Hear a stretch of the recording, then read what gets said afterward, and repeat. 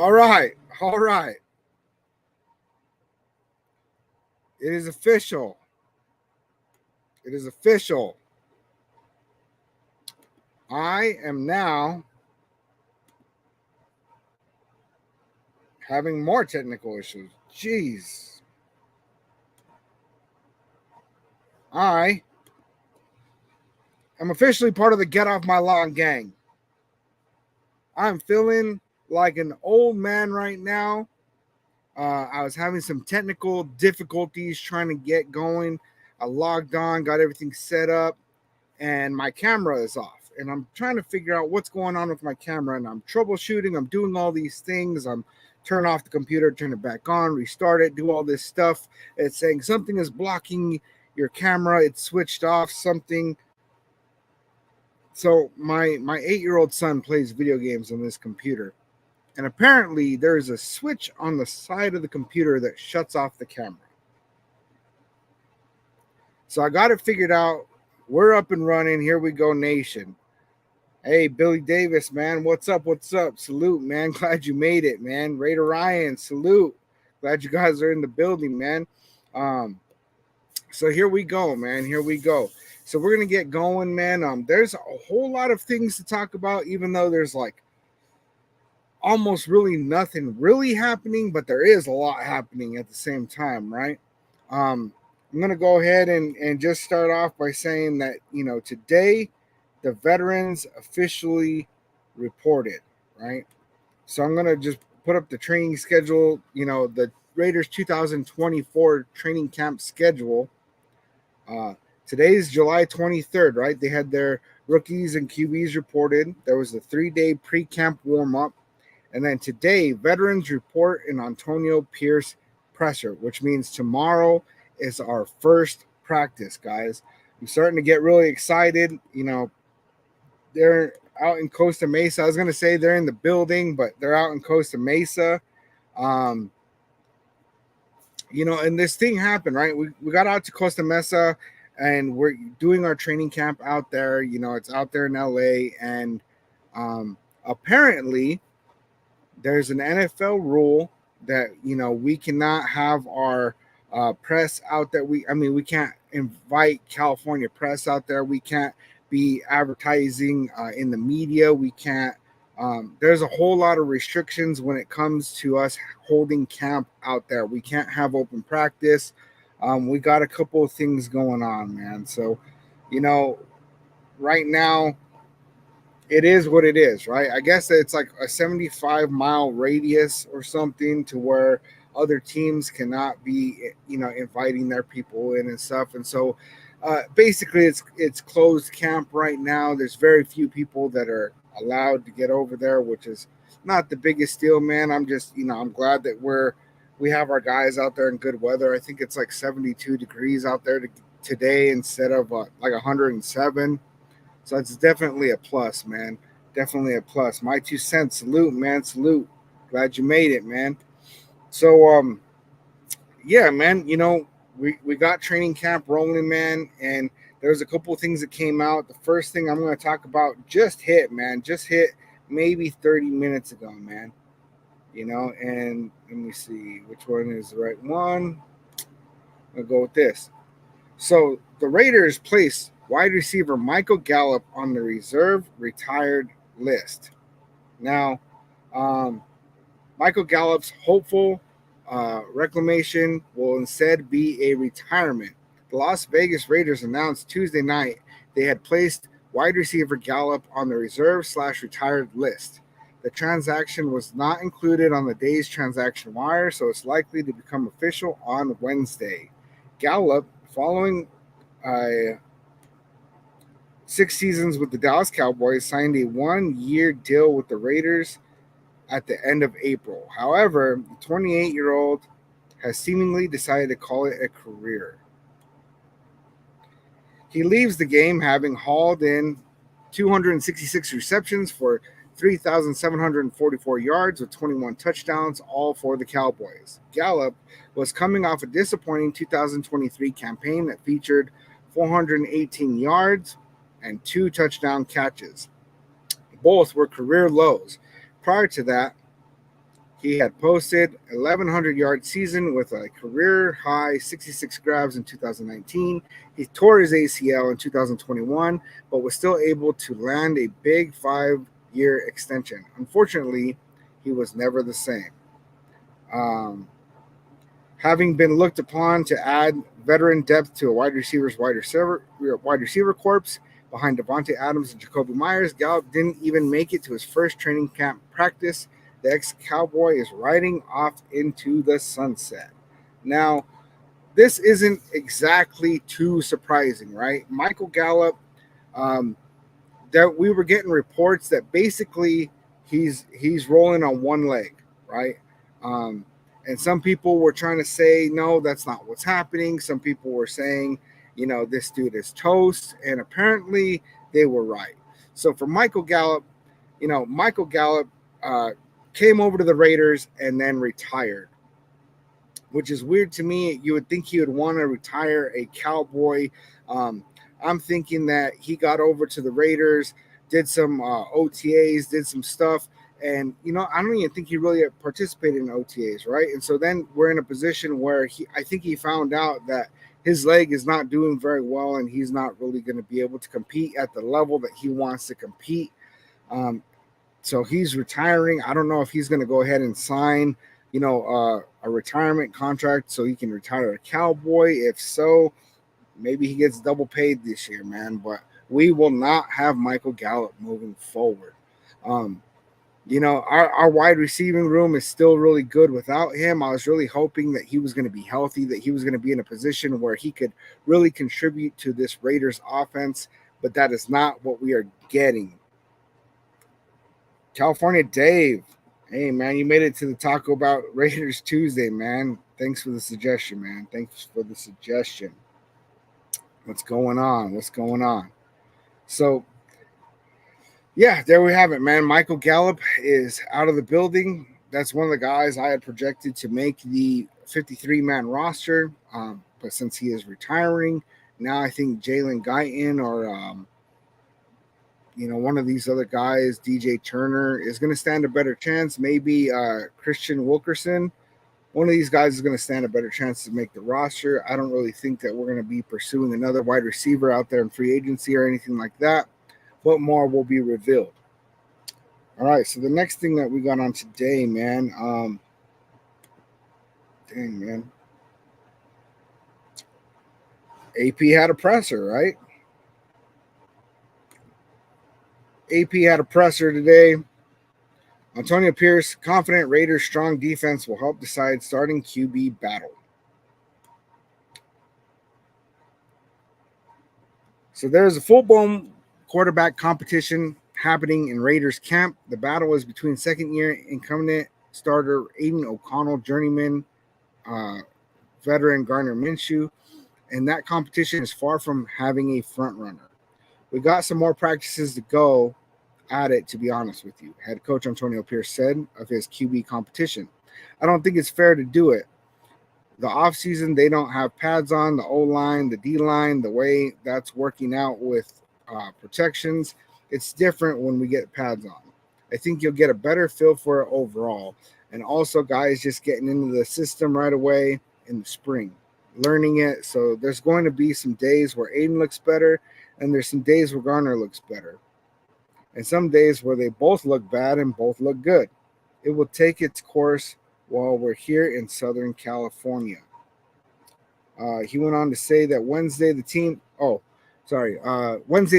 take the field in the first practice at Jack Hammett Sports Complex in Costa Mesa, California. From there, it will be a week before they first don pads. Until the pads go on, we will see the same type of practice as we did in minicamp, and that all we can do is judge the quarterbacks by their timing, accuracy, and how much zip they have on their passes. In minicamp last month, it was O'Connell who was struggling with his accuracy and Minshew who had no zip on his passes. I hope early on for the Raiders is to see improvement for those areas, as they have had over a month to dig into new offensive coordinator Luke Getsy's playbook. But the true test, and therefore Who pulls ahead in the competition will happen when they face an actual defense that is coming for them on every snap. With no joint practices for the Raiders this season, the only defense O'Connell and Minshew will see is their own. Pierce thinks that will be enough. Now, I like the fact that we're not doing joint practices.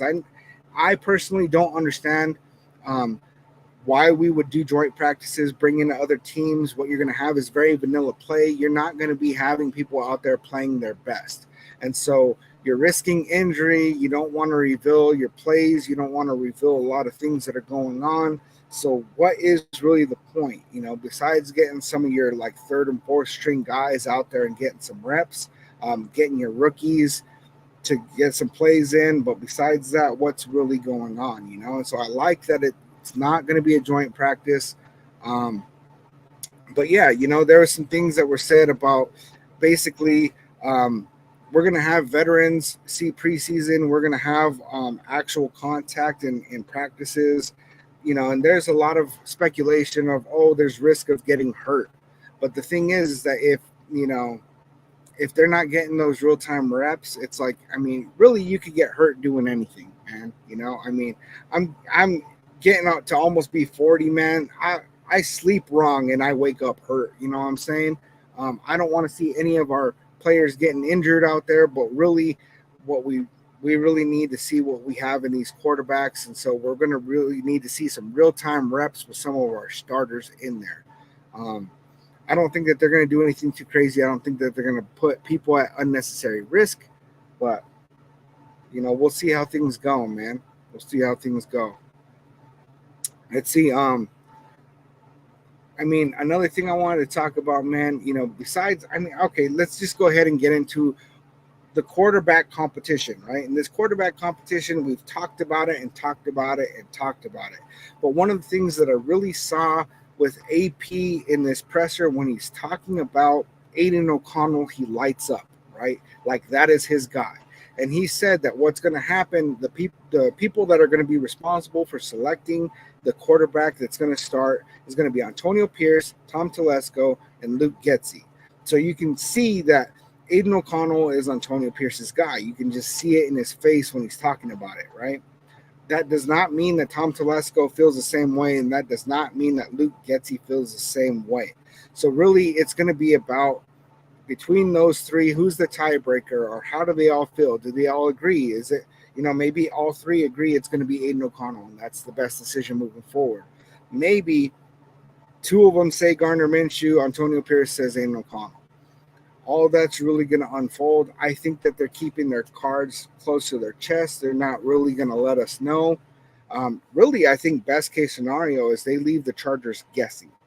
And we'll know our starting quarterback inside the building. But if that doesn't get leaked, then the Chargers have to go into week one preparing for both quarterbacks. And I think that gives us an advantage. So, I'd like to see what's going on with that, man. Billy, man, who do you think will be our QB? I think it's going to be Aiden O'Connell. I think that's the most responsible thing to do. I think it puts us in a position where, we actually get to see what we have in Aiden O'Connell. And a lot of people are saying, oh, Aiden O'Connell is a fourth-round pick. He's not this, he's not that, blah, blah, blah. Gardner Minshew was what, a sixth-round guy?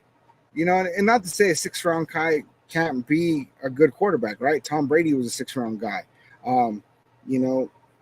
Brock Purdy is a seventh-round guy. He's the last pick of the draft. So you can't really say too much off of that. But I don't know, man. I think that Aiden O'Connell has a lot more advantage over Gardner Minshew. And Gardner Minshew, we already know who he is, And so I think that we're going to get to see more of Aiden O'Connell. They say he's coming in with a little bit more swagger. Hopefully he's upped his pocket presence, right? His speed, his mobility in the pocket. I think that, those are some of the things that they said that he's been working on. And I really think that going into this year, he's going to play better than he did last year.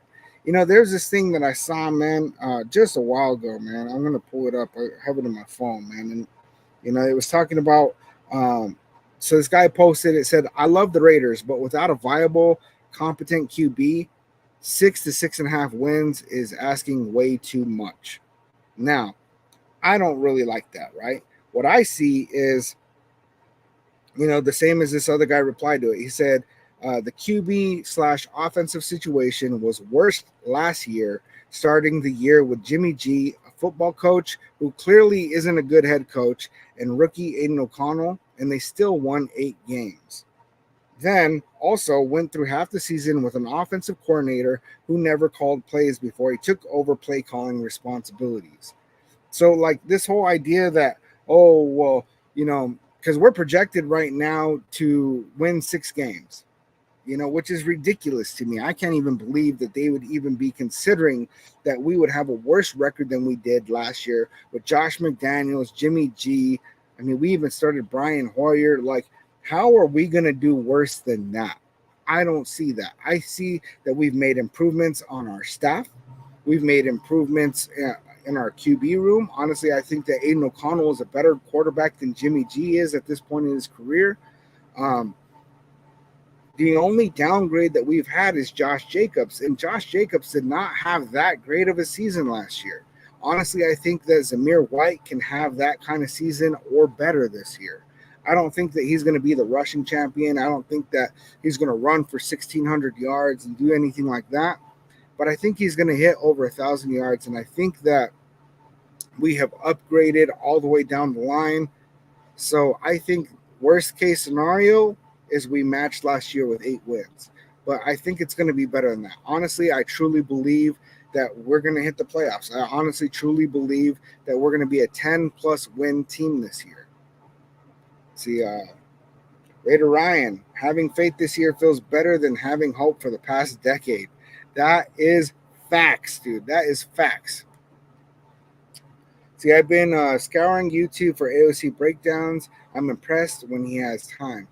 That's exactly how I feel, man. Every time I find a good breakdown of Aiden O'Connell, I see a lot of good things. Now, there is some bad that's highlighted, but a lot of that is, rookie mistakes, transitioning into NFL speed from college, not getting starting reps, not having an offensive coordinator that's ever called plays. When he did, I mean, he got thrown into that Chargers game by Josh McDaniels, who never believed in him anyway. He was saying things like, "Oh, it's not preseason. Why would I start Aiden O'Connell?" And just all that garbage, man. And so, like, let's see what the kid has, man. Let's see what the kid has. That's how I truly feel. Let's see. California Dave, true. I'm still looking at 7 to 8 wins until we see how our offense is. And I get it, man. Luke Getsy didn't do great out there with the Bears. We don't know what's going to happen if Aiden O'Connell is going to get clicking or if we're going to have Gardner Minshew, how he's going to play. But really, I mean, Luke Getsy, when they played us, when the Bears played us last year, they cooked us with Tyler Badgett. Cooked us, right? So I think that it was more about Justin Fields and Luke Getsy not clicking, man. I really feel that way. And I think that Aiden O'Connell has a better skill set for what Luke Getsy is looking for in an offense. Both Aaron Rodgers and Devontae Adams, they speak really highly of Luke Getsy. So why are they going to speak so highly of Luke Getsy if they really think he's crap? That's like when my wife asks me a question that I don't want to answer, right? I don't want to go there, right? So if I think something and I don't want to talk about it, especially if it doesn't get brought up, right? I'm just ignoring the subject. I'm not answering that question. I'm moving along, right? I'm not going to get myself in trouble for no reason. I don't see why Devontae Adams and Aaron Rodgers would be out there praising a dude that they don't really feel that way about. See, true. See, Billy Davis, true.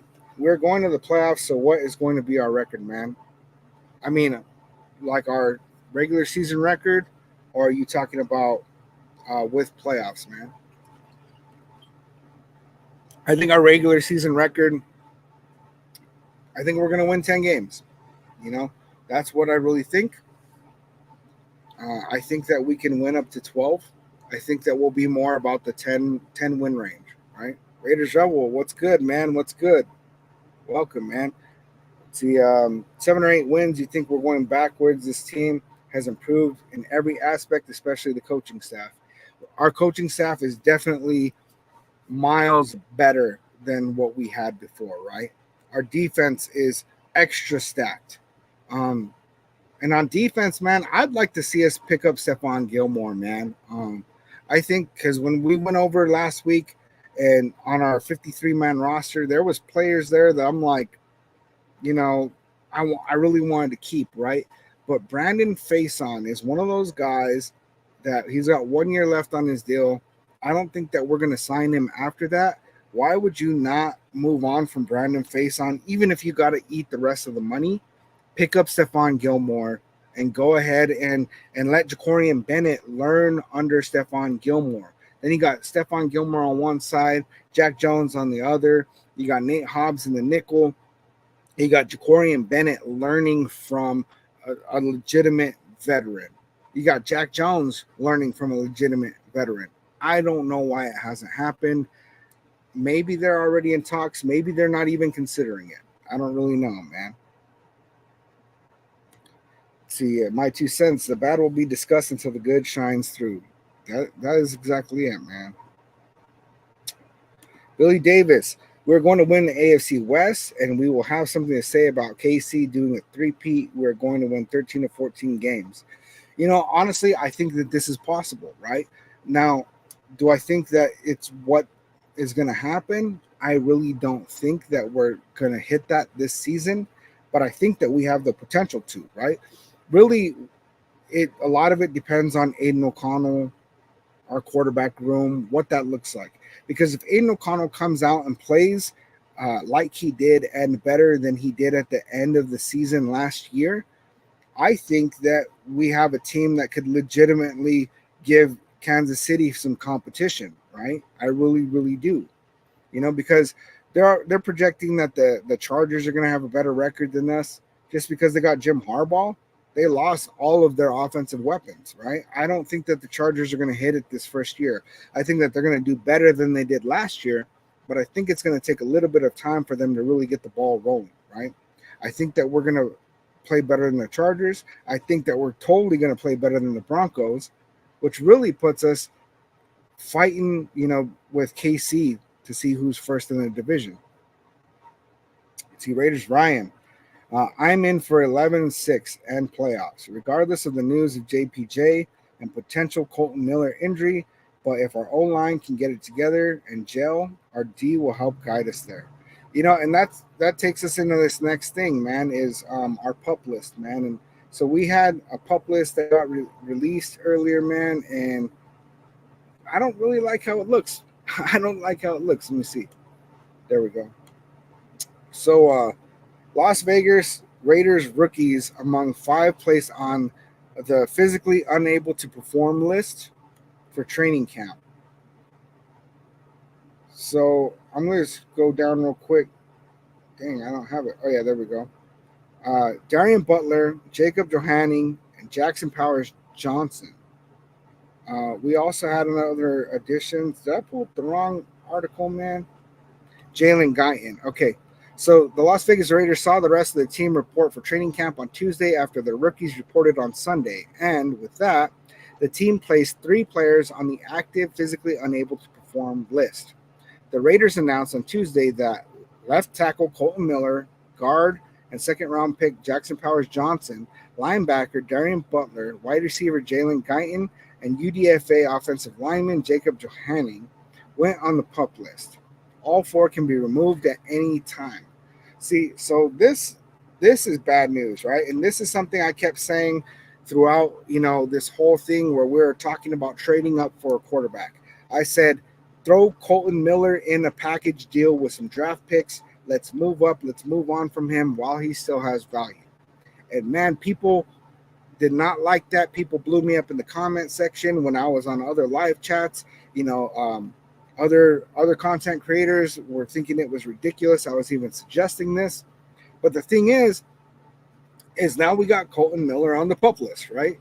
Colton Miller had surgery, and Antonio Pierce said it in his presser that, Colton Miller, he's seen him around, he was running around, stuff like that, but you could see it on his face that he was not very confident in what's going on with Colton Miller. Now, we did sign Andres Pete. We do have a lot of flexibility on our offensive line where we can move some people around, right? But man, to have Colton Miller and Jackson Powers Johnson on the pup list right now is not very good. Now, what I'm hearing is that it's more precaution based. Jackson Powers Johnson had a lower body injury. I don't exactly know exactly what that means, but I guess his people are reporting that basically it's more of a precaution. They just don't want to further injure him right now in the offseason. Um, but yeah, man, if we end up losing our whole left side of the line, we do have Cody Whitehair. We do have Andres Pete. They're serviceable. They're decent. I don't think that they are nearly the caliber of players that Colton Miller and JPJ are. Um, So yeah, man, I'm concerned, man. I'm concerned that we could have moved on from Colton Miller, even if we didn't get a quarterback, right? We could have traded him for a first rounder, and picked up another first rounder and picked up an offensive tackle in the first round. There's a lot of things that could have happened, shoulda, coulda, wouldas. I think where we're at right now is just really hoping that both Colton Miller and Jackson Powers Johnson get healthy and they get on the field by the time we hit preseason. Um, I don't know, man. I don't know where my confidence level is in this. I'm hoping that if they, that they do get healthy, that they do play, and that they don't go back down with the injury right away. It's really hard, man. Like, some of these injuries, with when you have guys that are over 300 pounds and, they have a lower body injury, it's hard for them to come back from that. When you have guys like Colton Miller, having a surgery on his shoulder, that could be, even in that Netflix thing with wide receiver, they're telling Devontae Adams how, oh, I had this shoulder injury and it still hurts, right? Colton Miller really depends on those shoulders when he's blocking on the left side. And if those shoulders aren't healthy, man, we could get in a very, very bad position, man. So I really hope that, that these guys that we brought in for the offensive line, that they're depth pieces and not maybe starters because of injury concerns, man. California Dave, I'm just not sold on Getsy yet. And you got a great point with that. I'm not really sold on him either. I do have some hope. I've seen some tape breakdowns, not a lot, right? I'm not gonna watch a bunch of stuff on the Bears, right? I'm just not. I watched a little bit, man, where it was like it was showing a lot of plays where, Justin Fields would make one read and there was open guys and he would just take off running, right? When you have a run first quarterback, he's going to make those kind of decisions. I really think that Aiden O'Connell is one of those guys that can make all his reads and go through his progressions and really thrive in this kind of offense. And it's really going to shake out, man. We're going to get to see what that looks like.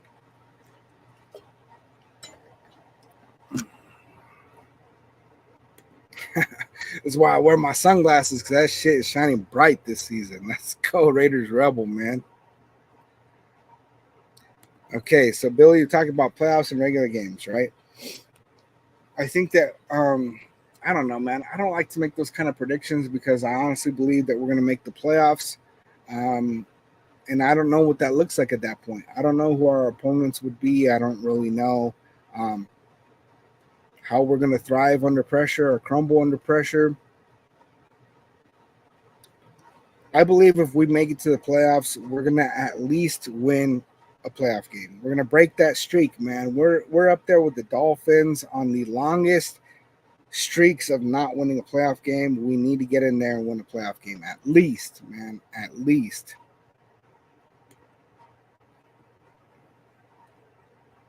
Yeah, man, that could be rough. Let's see, California Dave. I don't have the roster, but I think we have like 10 DBs on the roster. If we get Gilmore, who's getting cut? Brandon Faison. That's simple, man. Brandon Faison, he we signed him to a 2-year deal last year. He did not play. He was out with an injury. I don't know where he's at coming back from that injury.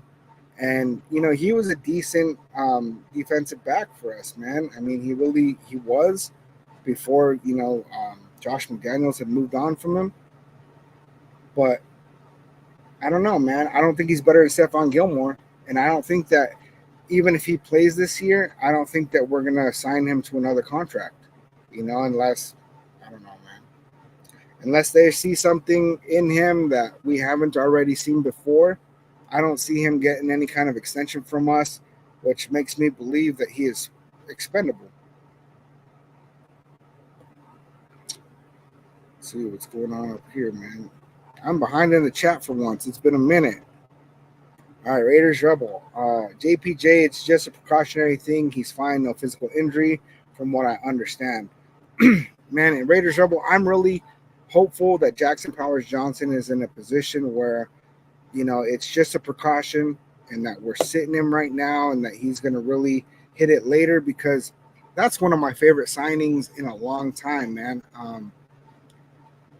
Especially the value of getting him in the second round, which brings up the concern of was there something showing up on his medicals that other teams were concerned about, and that's why he fell, or did he simply fall because of that huge run on quarterbacks? It's really a toss up, man. I don't really know.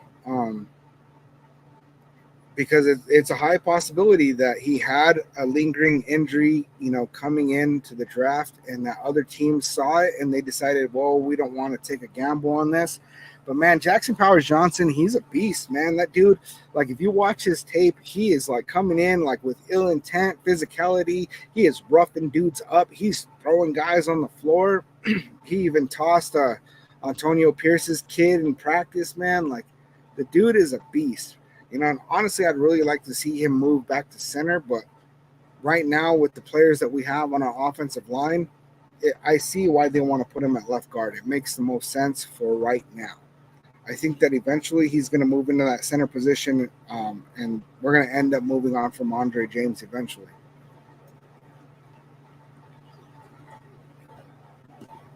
Let's see, man.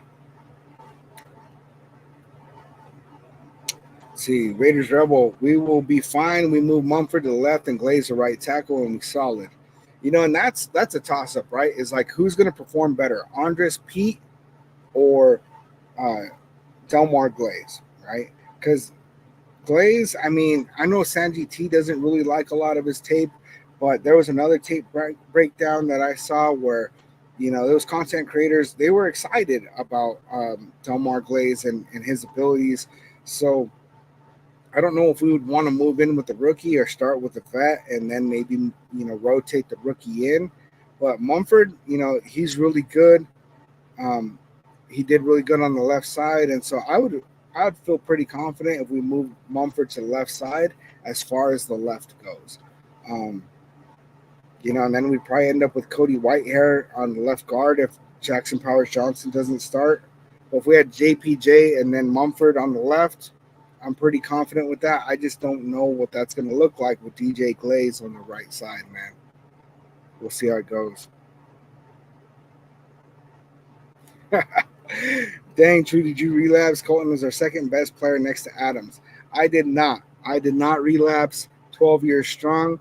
My clean date is October 21st, 2011. But besides that, um, a, a player's best ability is their availability. If Colton Miller is going down with injury and he might just be in a spot where it's injury after injury and he doesn't stay healthy and he's not playing games, it doesn't matter how good he is if he's not on the field, and so that is my main concern, and that's why I was like sell high, because we'll end up in a position like how we did with Derek Carr and we did pretty good on Waller, man, but like when you get rid of a player too late, you don't get the value for him, man. We didn't get anything for Derek Carr, nothing. Like, come on, man. If you're gonna move on from him, at least, I don't know, man. Like straight up, I feel like they could have re-signed him and then traded him, and somebody would have traded for him. I really do. I don't like giving away things for free, man. I don't. I'd rather have a yard sale than drop it off for a donation pile. You know. Yeah, Mumford. I mean, he did play very solid at left tackle. I'm glad that we have somebody that we can rotate in. But really, if he's our best option at right tackle right now, um, I would hate to be in a position where we got to pull him over. Really, ideally, we want Colton Miller to play. We want him to be healthy. I'm just a little concerned, man. Let's see.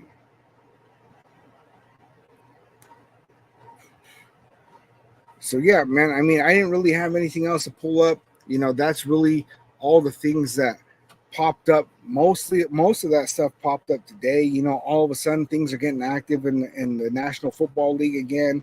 We're starting to see a lot more, go down, man. But oh, what's that? 10 years? You coming up on 10? Is that what you said, California Dave?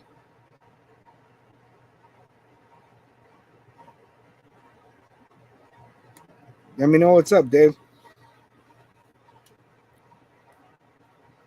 Yeah, I don't know about you guys, man, but I'm starting to get excited for this season, man. All of a sudden, there's like, we got we got players that are out there, man, playing, practicing. We got training camp going on. We got pressers happening with coaches. I mean, we're gonna blink our eyes, and all of a sudden, we're gonna be watching games, man. I will be doing watch parties for the preseason. I think I'm gonna end up missing one of them. I'm gonna be out in Washington D.C. Um, I'm actually going to be speaking out there, so that's gonna be a good time, man. I'm really excited about that, man. California Dave, that is a yes in the 10 years coming up, man. No fronts, but I'm gonna tell you congratulations uh, on what you've accumulated so far, man. 9 plus, man. That's a miracle for any of us, man. For real. So yeah, man, I'm gonna go ahead and cut it off, man. I got no kids in the house tonight. I'm gonna spend some time with my wife. We're gonna watch a movie, eat some dinner. I love you, nation. Thanks for rocking with me, and I will catch you guys on the next one.